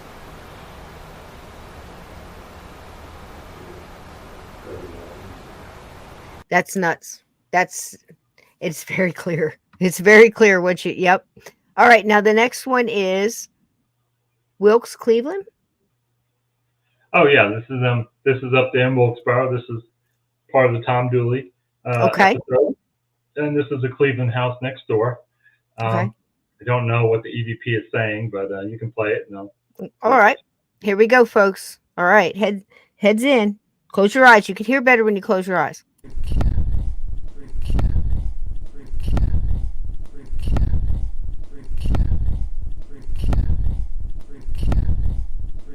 What? That's so creepy. I don't know why that's so creepy. Oh, this one's creepy. This is creepy to me. I got a funny energy off of that. What was going on? Well, we were actually packing up at the end of the night. Ooh, and I was getting my recorder. Was upstairs in the Pioneer home. That's from the late 1700s. and Ray and my good friend Michaela were downstairs, the psychic medium, and I was just getting my recorder, and I was before I even picked it up, and I use dual recorders, so Okay. if you hear something to the left, it's to the left. If you hear something to the right, it's to the right. Well, this Okay. thing went across the left and right. You can hear it It's very loud. And moving. Yeah. It's saying, "Just kill me. Just kill Oh me. my gosh. Kill me." Yeah. Oh So- my gosh.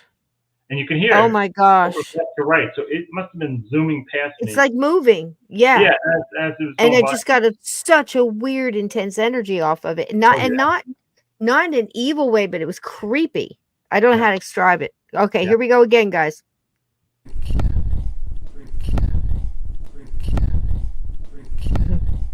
Yeah. Kill me. Oh man. Are you guys picking that up? Does that feel weird to you? All my people with abilities out there, are you getting that same kind of deep chill? It's crazy. Wow. All right, let's see. Now, did you feel that? Did you feel something happening when that you can recall in that time it would have picked it up? When I investigate, I stay very, very mellow. Mhm. There could be He there could does. be He's mellow, dude.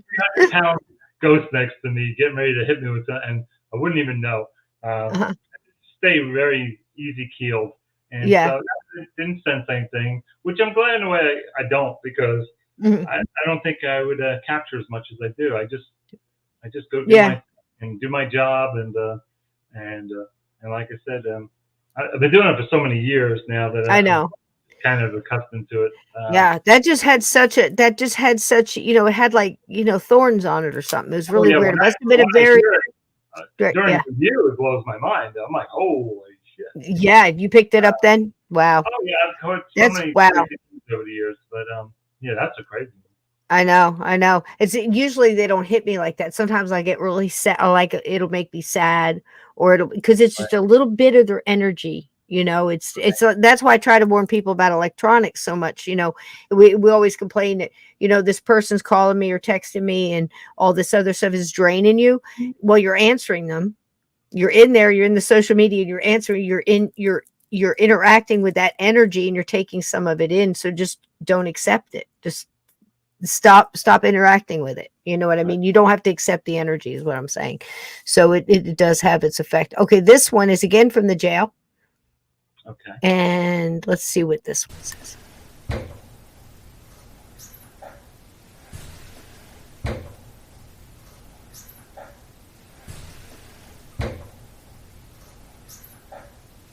That's like a squeaky whisper. Yeah. What did I put in the description? Just the jail? Safe with that men's cell. Oh yeah. This one is kind of weird. That's when I was in the cell and I caught that photo over the bench. Okay. I always introduce myself whenever I sit down and get comfortable, because I'll introduce myself and then I'll get quiet. I'll stay quiet. Mhm.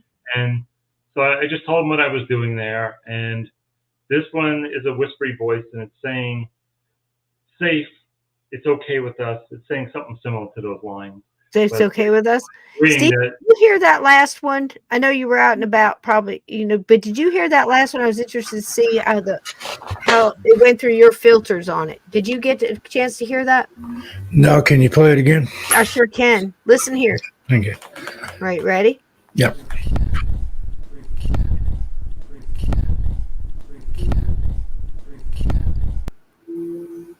Did you get it? I hear it, but I can't tell what it's saying. But how does it make you feel? It's it makes my whole insides do this. Yeah, like there's tighten up. a cringy thing to it. Yeah, there you go. And I mean, even more so than just like your hair. It's different than your hair standing up on your neck and your arms. It's more of it's the same way I react to that box that goes. If I'm around it too long, it's like my insides are just pulling away from the sound. It's weird. saying, Steve, it's saying, "Kill me." Kill me. And it Here, goes. you're listening.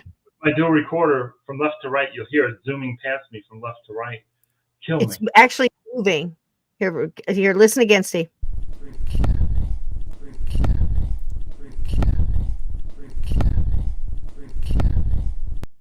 You getting that movement kind of? Yeah. That's strange. Yeah, Yeah, and the other one, I like this one too. Now, first I didn't hear it was kind of like a deep bass thud.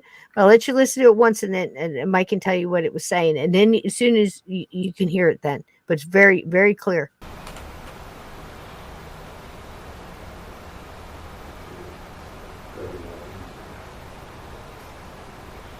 One more time.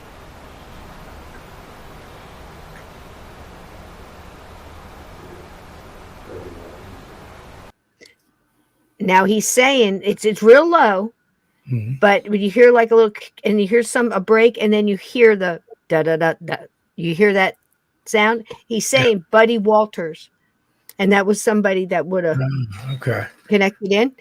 But Walton, like Walton, like a Walton. I'm sorry. Ready? Listen again. You have to close your eyes. You hear better when you close your eyes.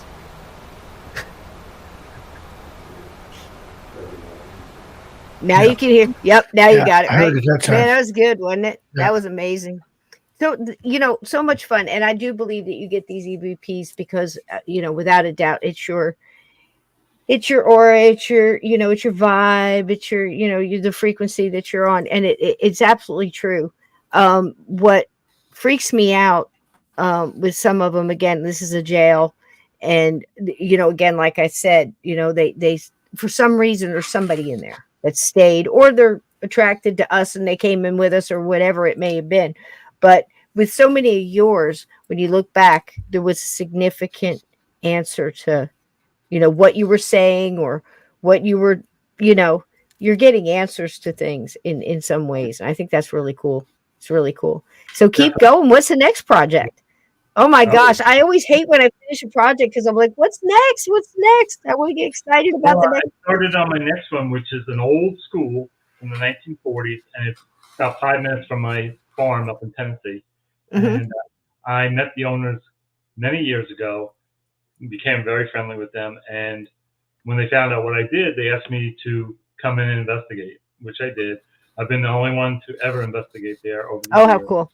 And I've driven by there before, and it's a spooky place, that's for sure. Yeah, down in Butler. Yep. Yes, and wow. But I captured some really great things, and filmed that one 3 or 4 years ago, and so now I have to put it all together. I have like 150 SD cards, so wow. Yeah. Different projects over the years. That's a treasure trove of stuff. Yeah, it sure is. It's quite the story. It's quite the story. And I think we always, again, that song, and it's imagining him, when you said that about the coffin, I was listening to a lot of different takes. Like you said, there's so many out there. And I tried to stick in around where you told me to stay, because I know you'd already put in the time. So it was just gathering up a little bit here, a little bit there. And when they were talking about how they had him riding in on his coffin, and put the noose around his neck. I mean, to me, it always, and I know Steve is going to agree with me on this because I just know him, but to me, the people that are doing these things are so much more diabolical than half the time the criminals that they're hanging, or chopping heads off, or putting in the gallows, tearing apart, and drawing quarter in. And it's just, what are these people thinking? I mean, if you really thought he did it, stand him up, popping. Why are you dragging him through town and all this? But it was such a power play by the powers that be to keep everybody in line in the town. It's like, if you step out of line, this is what's going to happen. And people that are hungry for justice. But if you imagine a town like this, it's even extra creepy because everybody knew him. Everybody knew what was going on. And you have to remember, too, is this is right after the Civil War. So, of course, the South was destroyed. And so North Carolina didn't have any laws at that time. So it really was a running free for all. Yeah. Okay. And so there was no judicial. Yeah, we had court systems and things like that, but they were still going to stick it to the Southerners and show them, who was the boss, and until they finally got taken back over and became a legal state, away from the Civil War. I'll tell you what, you gotta look out for them mountain girls, ladies and gentlemen. I'm telling you, and fiddle players apparently, and that doctor must have had some tales to tell. You know what I mean? You have to wonder. I mean, this was the first case ever that became a national story, but I'm sure there's just the other stories very similar to this that we don't know about, never heard about. Because if this there's a lot of stories. One community, this had to happen to 100 different folks. Oh my gosh, yeah. We'd do some digging. You know what? See, we could keep digging stories from now to the end of time and never run out of stories. That's a bit. We count on that, know. But this has been a heck of a story, and I can't. When you brought it up, and it was so exciting because again, I do that. Like I'll finish one, and I'll finish with like Lizzie Borden or something. I was like, you just feel drained, and then like, where's the next one? You want to be excited about it, and this one got me excited. I had no idea, and again, the song, the way it's written, the tone, the keys, the chords used, all of it. It has that draw, that deep down, dig down draw, and I think it harkens, kind of haunting. The song is almost more haunting than the story itself because it really does dig down and make you feel. Well, that's Laura Reed. She really did it. I've never heard. We're going to play it again on the way out. I think we need to do it again. A hardcore rock version that she did that nobody has ever done. I've listened to many different versions, but she really nailed it, and she's an amazing artist. So definitely give her any links you can. She would really appreciate it. Say it's Lore, Lore, is the band? Yes. Okay, we'll get that in the description too. Can mods if they have a YouTube channel or a website, could you find that the Lore band, and her name is again? Laura Reed. Laura Reed, REED. Whatislore.com. That's there you go. Thanks, guys. Throw that up here. Lore.com. Right. We're gonna play that trailer on the way out here. Before we do, Steve, what do you got going on this week? This Halloween spooky season. What do you got going on? I got all kinds of stuff coming up on Missing Persons and Mysteries, and I'm working on some stuff for Tales Untold as well.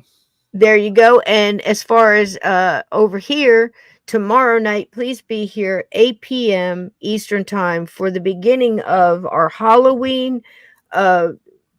What is it? I guess it's not an anniversary. What is it? I guess our annual showing, our annual showing of Cabin 22. We're doing chapters probably 1 and 2 in the prequel, so you'll get to know all the characters. You'll get to meet everybody. And at some point, you and I are supposed to record with Shannon LeGros Into the Fray for the 8th annual All Hallows Eve. I don't know when that's taking place. Yeah, we have to check again for the date and see if we can record. We'll probably have to do that at a daytime thing because we're running that Cabin 22 from tomorrow night all the way through to next Sunday. So if you can't be here for one, go into my playlist on my channel. It says Cabin 22 is right there, and just listen to the episode we did the night before and jump in the next night. And, this chat will get you through it because it's a great story. And I think it has a lot of parallels with things going on today. Good dark versus light, and light wins. And there's spoiler alert, so there you go. But if you like dogmen and rougarous and moonshiners and ghosts and soul collectors and vampire ghost kids. Yep. And dogs. Rats. Yep. Bats and black cats. We got it all for you. So see you here tomorrow night for that. Mike, I can't thank you enough, darling. And it's like, so how many episodes do you have on your show now? This is my second one, and I have 2 more to do before I finish out this season with that show. And then I might, my favorite thing is haunted hotels. And I may do a series on that. I would love that. That's my favorite thing to do is travel to locations, stay there, and investigate. So that sounds wonderful. It dovetails with something I'm working on. It's some haunted hotels in New England that you can stay at. Yes, I'll come and visit you. Out for that. And I'm also working on my book, Chasing the Darkness. Wow. Private investigations that I've had over the years while working full time at my normal job. having experiences in a historical home. So it's Oh, more of a wow. private So case. interesting. Yeah, so that'll be That out. looks something to look forward to. I hope that, I can't wait for you to come back again. You've always got the greatest CBPs. I love you. You big old hugs to you. You're going to have to go and hug all the boys for me now. Go hug Brandon, go hug Eddie, everybody else out there. Okay. And come back soon. Happy Halloween, my love. Thank you. Thanks, This guys. spooky season. Here we Good are. night, everyone. Good night. Good night. We're going to play your trailer on the way out. Okay. And Steve, I love you. I love to hold it into Nick. And I'm going to pull being this his up. odd mother. Oh, It's like a godmother, except that she's the odd mother. I'm the odd mother. I'm the, it's like I'm telling you what, he'd never want for a thing. Because if I could find this now, I think I got it. All right, guys, this is beautiful. Beautiful job on the trailer. I can't wait to see the show. Good night, everybody. We love you. Hang down your head, Tom Dooley. Hang down your head and cry. Hang down your head, Tom Dooley. Oh boy, you're bound to die. Love you. Be good humans. Better on the mountain. Swore she'd be your wife. Met her on the mountain. It's where you took her alive. Oh, hang down your head, Tom Dooley. Hang down your head and cry. Hang down your head, Tom Dooley. Oh boy, about to die.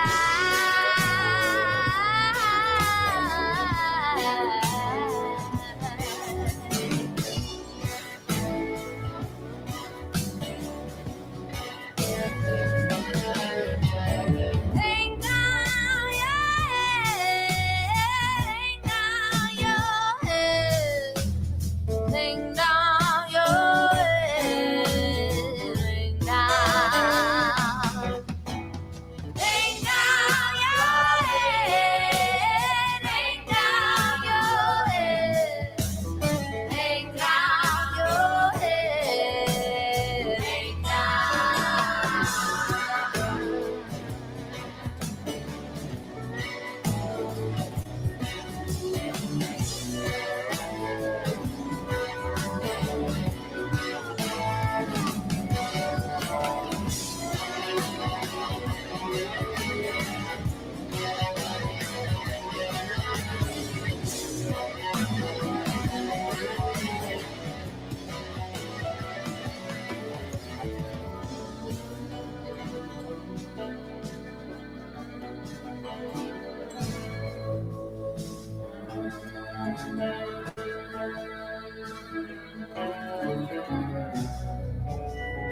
Come this time tomorrow, I reckon where you'll be, down in some lonesome valley, hanging from the white